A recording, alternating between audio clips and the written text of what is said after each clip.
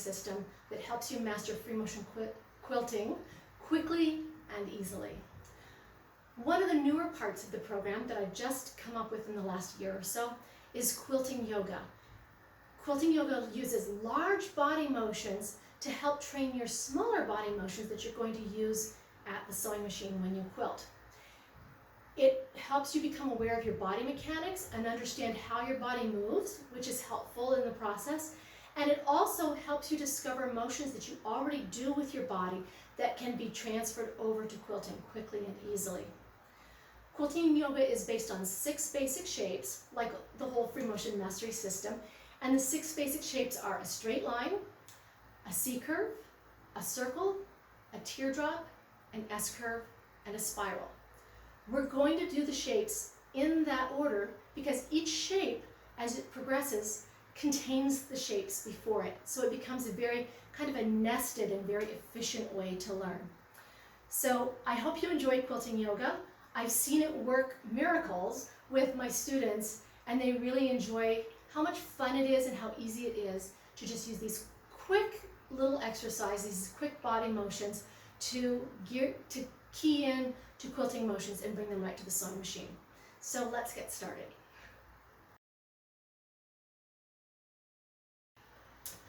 We're going to begin by getting into Quilting Yoga position. And for this, what I'd like you to do is stand up with your feet hip width apart so that you can just kind of bounce back and forth on your knees like this. We're going to put our arms parallel to the floor. So our elbow, wrist, and fingertips should all be at the same level so that this is going to be parallel to the floor. And if you're sitting down, this would be parallel at your tabletop. This should be the height that you should quilt at when you're sitting down. Next, I want you to shake your hands out. Oh, sorry, I forgot something first. First, I want you to take your elbow and keep it right here in front of your body because you're going to want to be able to move your arms back and forth in front of your body like this.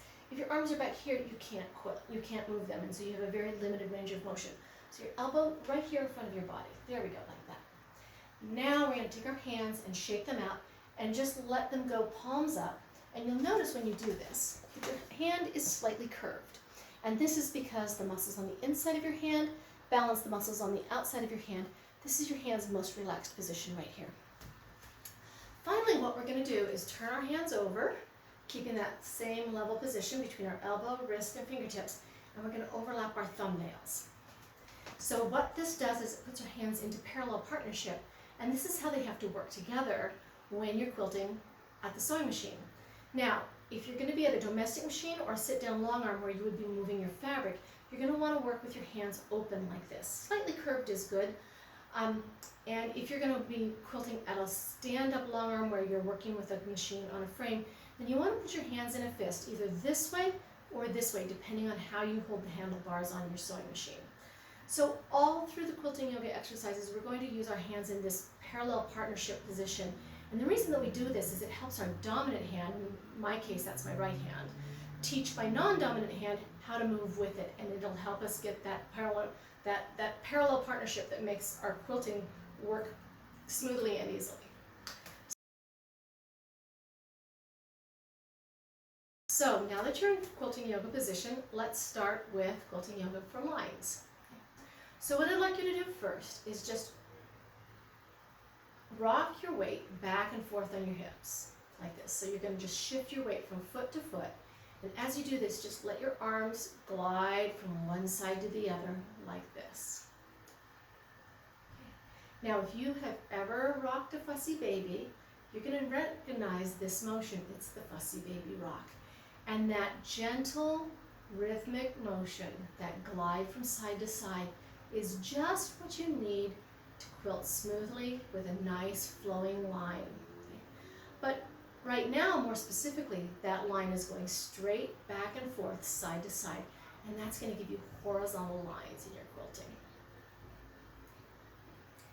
Now let's move on to vertical lines for quilting. So for this one, we're going to just stay centered, and we're going to go forward and back, and forward and back. And even though we're not rocking on our hips, we're going to keep that same rhythm that we had in the fussy baby rock.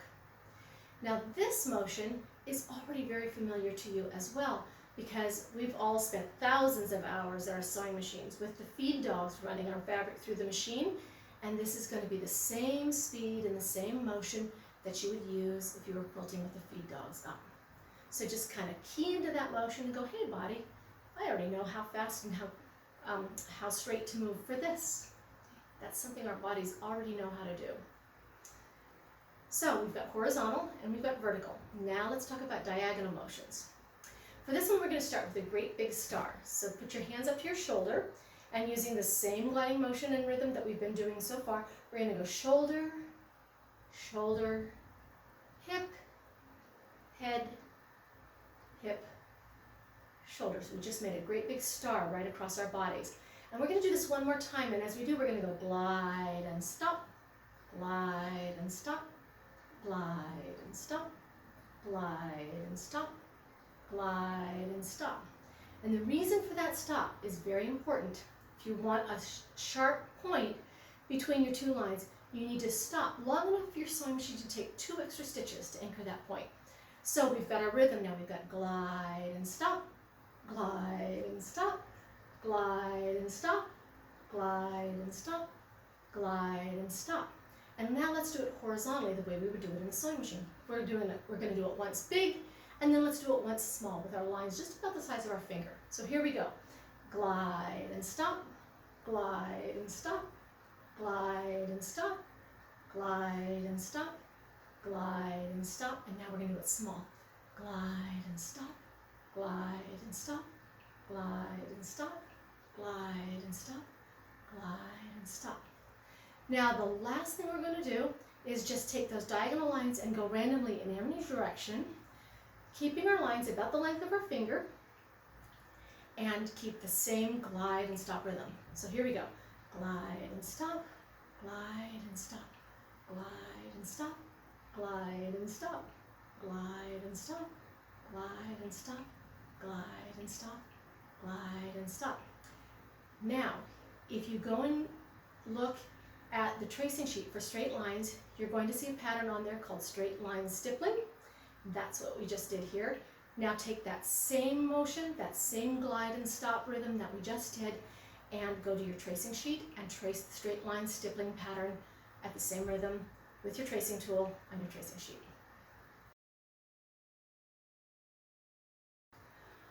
Our next shape in the 6 basic shapes is a C curve. And just so you can visualize what I'm talking about, I'm going to make a great big C curve up here over my head and back down. I'm going to do one on the other side, all the way up and back down. Now when we quilt these, we're going to be doing them forward and back. But so it's easier for you to see what I'm talking about for the next few minutes, I'm going to do these curves this way and this way so you can see my hands moving.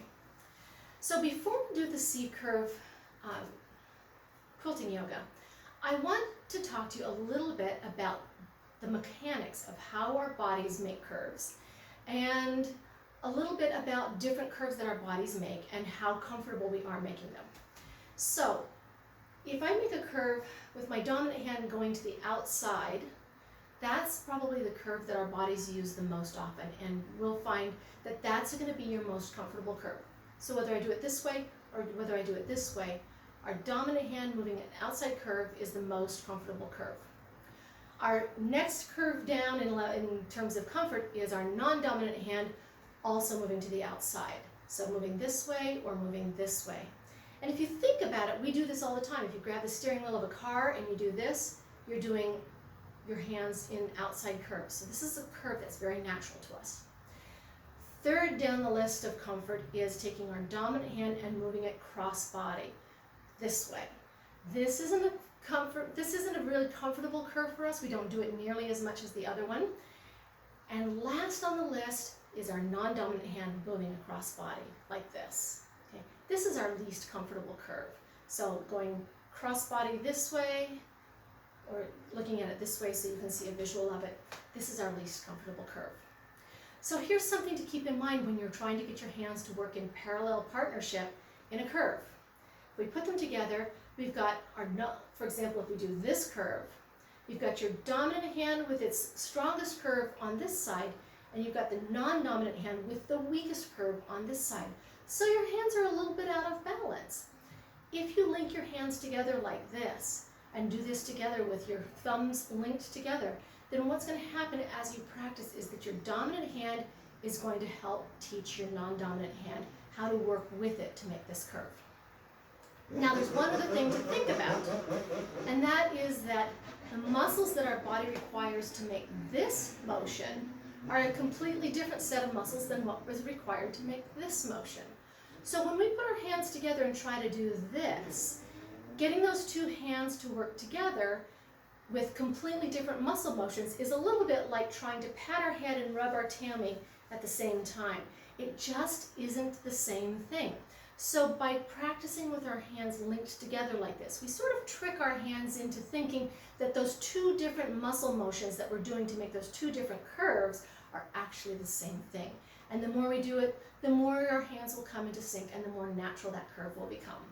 So now that you understand a little bit about maybe why curves are a little funky at the beginning, I hope you'll find this helpful as you practice and feel differences in your curves. Just know that these exercises that I'm doing now, plus the tracing and drawing exercises that you do in Free Motion Mastery in a month, are going to help train both sides of your body so that you can do curves comfortably with your hands together. So here we go now. We're going to do C curves, and we're going to put our hands into Quilting Yoga position like we were before. This time we're going to start at our tummy, and we're going to make a great big C curve straight up as large as it will go in front of us. Okay, do that one more time. All the way out and all the way back in. Now this time we're going to go big and then go smaller and smaller and smaller and smaller and smaller until we get a little C curve right in front of our body, about that big. Okay.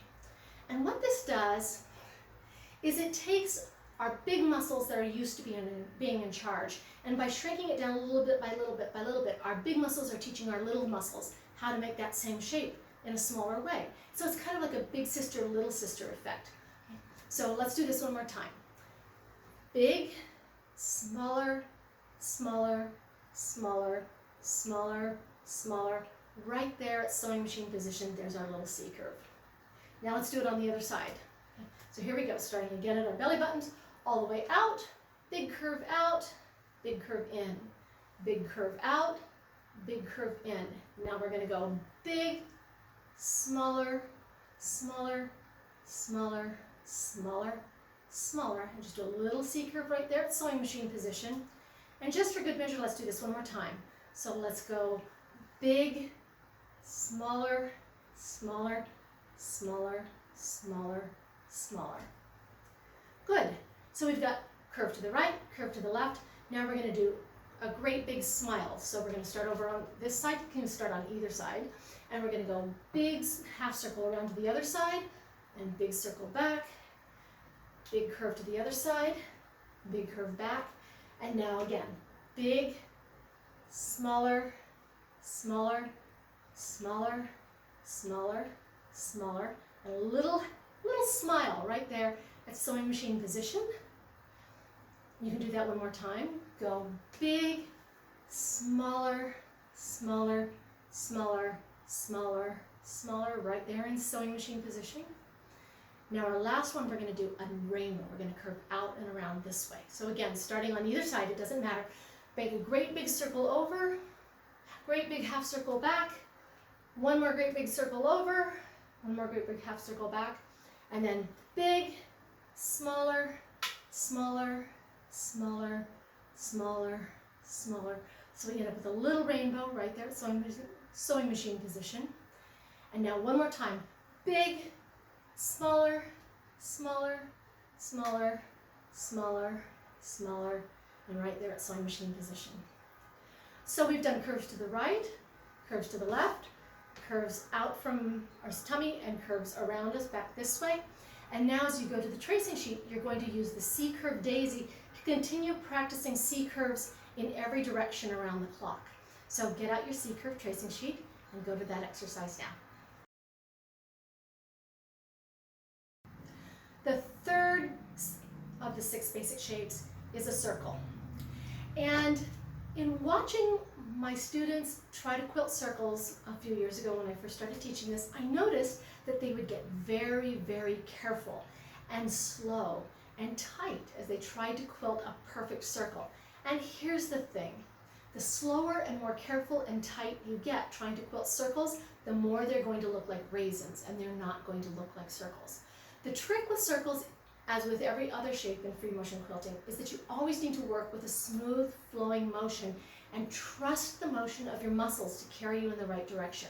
So we're going to practice circles in a way that starts with smooth flowing motion and then brings them down to precision. So quilting yoga for circles is actually very simple. We're going to get in our quilting yoga position, and then we're going to go in a great big circle, as big as your hands will go.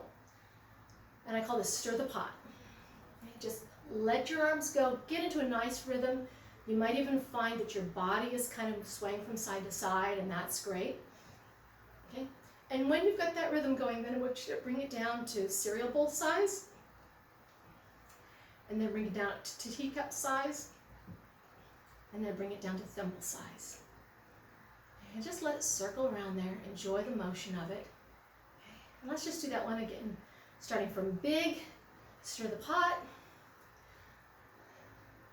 stir the cereal bowl, stir the teacup, stir the thimble. Good. Now let's go in the other direction. Stir the pot, always with a smooth flowing motion. Stir the cereal bowl, stir the teacup, stir the thimble, and one more time going in this direction. Stir the pot, stir the cereal bowl, stir the teacup, stir the thimble. So the next step is going to this circle on the 6 Basic Shapes tracing sheet, the very first tracing sheet. And with your trainer, do this same motion around the circles on the tracing sheet, starting from about ½ an inch outside the circle, and then just gradually pull it in until you hit the rim of the circle and just run the dot around the circle. It's the process of getting a smooth flowing motion going first, and then bringing it down and introducing precision.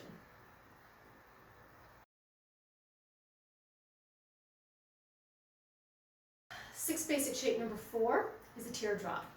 It's probably the easiest of all of the shapes. There's not a lot of complication to this, so we're just going to start with our hands facing forward in quilting yoga position, and we're going to go up, over our head, and back down.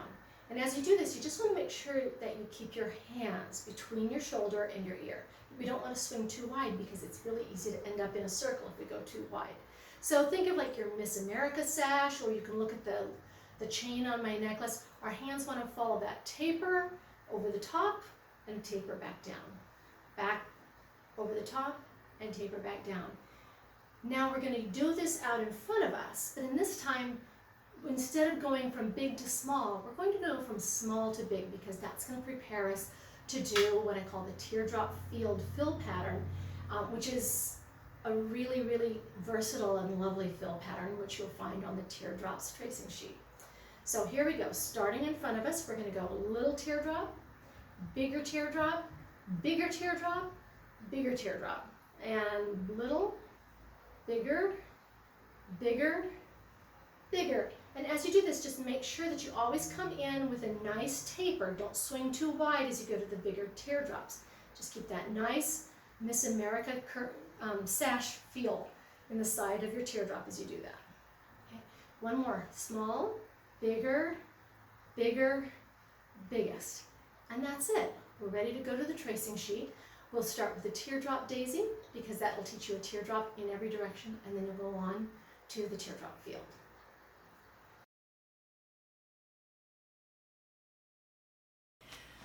Quilting yoga for feathers is really simple, but there's a really important concept in it that will help make all of your feathers look fantastic. So here's how it goes. First, think about your body and kind of see the spine that goes down the middle of it, okay? Now imagine a feather and imagine the spine that goes down the middle of the feather. Now put your hands out this way and bring them into your spine. Bend down into the spine and come back up out of the spine. Go down into the spine and come out of the spine. Now this is really the key to good feathers. All your plumes should curve down into the spine and then curve back out of the spine, so that no matter what your feathers look like out here at the ends of the plumes, this curve in and curve out always attaches them to the spine in an elegant way that will make all of your feathers look fantastic.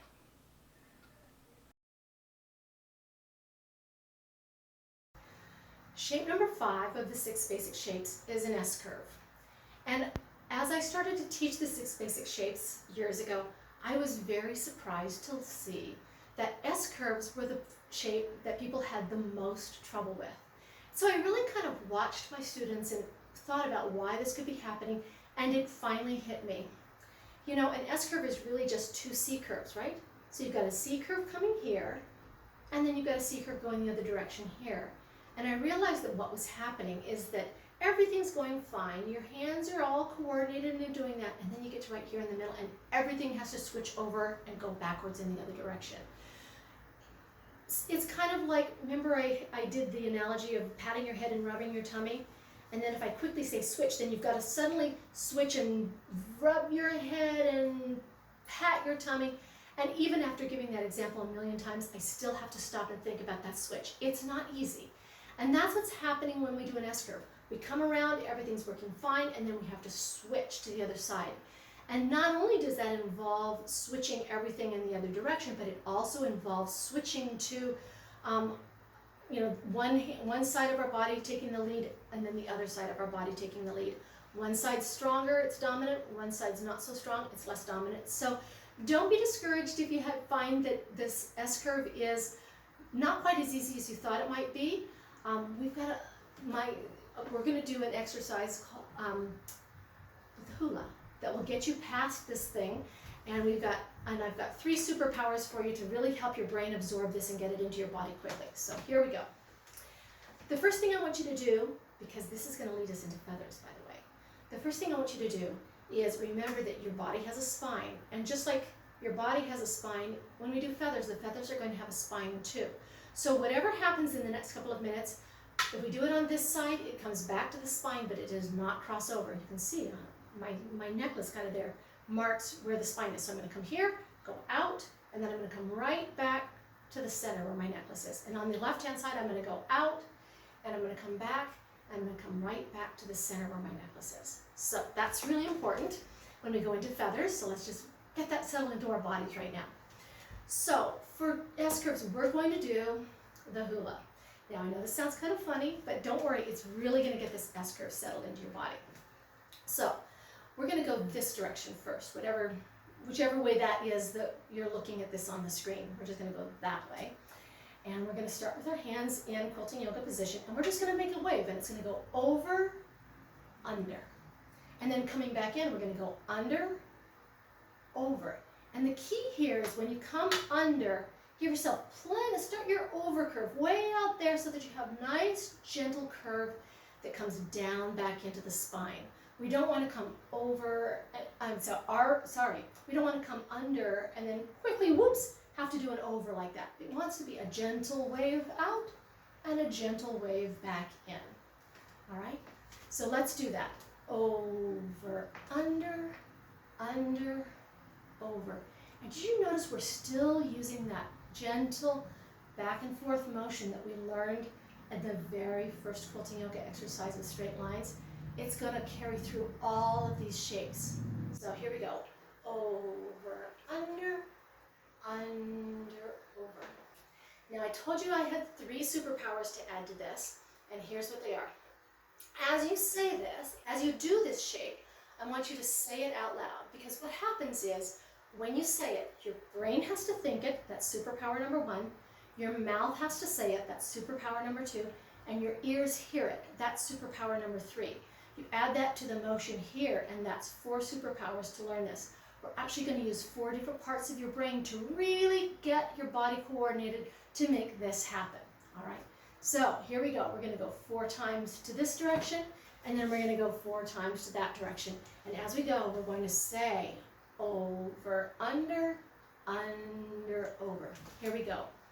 And over, under, under, over, over, under, over, over, under, over, over, under, over. Now going over to the other side, here we go. Over, under, over, over, under, over, over, under, over, over, under, over. Great. Now go to your S curves tracing sheet and you're going to see an S curved feather or open feather on there.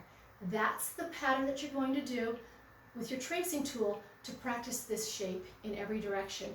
And it's going to take you right into doing feathers. So go pull out your tracing sheet and continue on with practicing S curves. The last of the 6 basic shapes, number 6, is a spiral. And spirals are another one of those shapes that everybody tries to slow down and be so careful about. But just like with circles, the thing about spirals is that they require a great deal of energy and flow and freedom to do them right.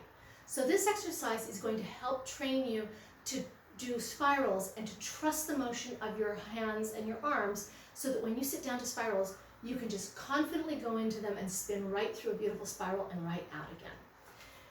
Think about spirals as the shape that really surrounds us everywhere. Our galaxy moves in a spiral. The universe moves in spirals. You see spirals all through nature. And you see it all the way down to the atomic level. Spirals are kind of what we're made of. And so when you do this exercise, really go to it with a lot of energy, a lot of power, and a lot of freedom, and just a lot of fun. In fact, if you really want to get the most out of this, let yourself really whoop it up. And as you go around in your spiral, just throw your arms around and go whee! And then do whee as you come back out. And I know that that might make you feel kind of silly, but believe me, it will let you just loosen up and release the energy.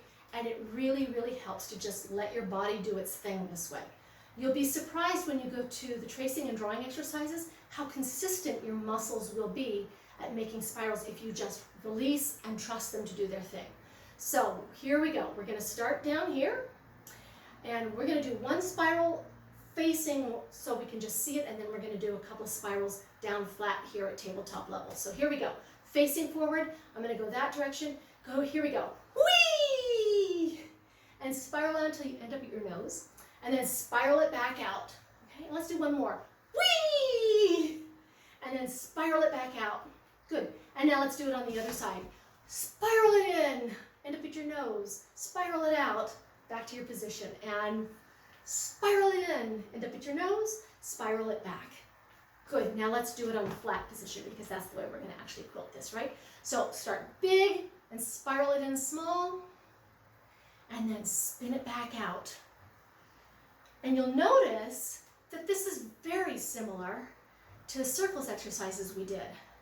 In fact, it's almost identical, except that we're not doing a whole bunch of circles in the same level or the same size. We're just doing one big spiral that immediately goes big, smaller, smaller, smaller, and then spins it right back out. So we've done a couple on this direction, now let's do a couple in that direction. Here we go. Spin it in, and spin it out. And spin it in, and spin it out. And one more time, spin it in, and spin it out. Good. Now the next step is to go to your tracing sheet with your trainer tool, and we're going to use the design called overstitch spirals to continue practicing spirals with the master trainer and then draw them.